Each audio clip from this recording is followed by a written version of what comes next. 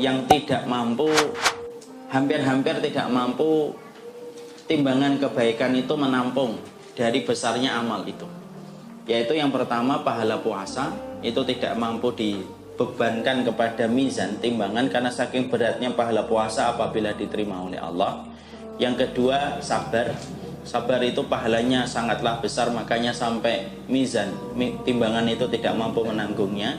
Dan yang ketiga, memaafkan orang yang mendolimi kita.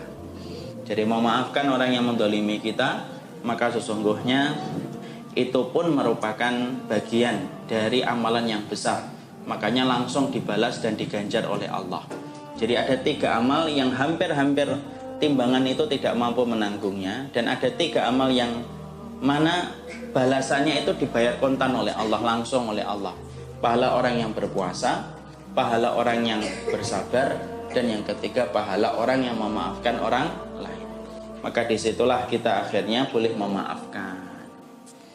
Boleh nggak kita maafkan? Boleh, dan itu kedudukannya besar. Sudah maafkan, kalau memang dirasa dengan memaafkan dia maka itu akan menjadi kebaikan untuknya, silakan maafkan. Tapi kalau ternyata orang ini kalau dimaafkan ternyata banyak kezaliman yang dia lakukan ketika kita sudah maafkan, lebih baik tidak memaafkan, kita meminta sama Allah supaya dibalaskan kezaliman, supaya dia berhenti dari kezaliman yang sering dia sebarkan ketika dia tidak mendapatkan hukuman. Makanya kita doakan, moga-moga orang semacam ini dihukum sama Allah, supaya tidak banyak lagi orang yang terzalimi, dan itu diperkenankan, ya. Makanya kita mendapati kisahnya Sa'id bin Jubair. Sa'id bin Jubair ini salah satu ulama yang tegas ketika dia melawan Hajjaj bin Yusuf. Ketika dia melawan Hajjaj bin Yusuf, maka dia mau dipenggal kepalanya oleh Hajjaj bin Yusuf. Maka dia berkata, semoga saya adalah orang yang terakhir kali dipenggal kepalanya oleh Hajjaj bin Yusuf.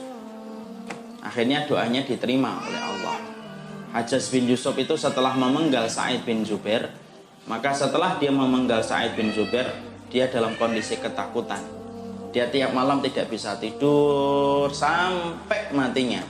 Maka dia selalu berteriak-teriak ketakutan ketika habis membunuh Sa'id bin Jubair. Di situ kita mendapati, boleh nggak kita mendoakan orang yang mendolimi kita supaya ditimpakan keburukan, supaya kedoliman itu tidak merajalela dan tidak merambah kepada orang lain. Itu diperbolehkan.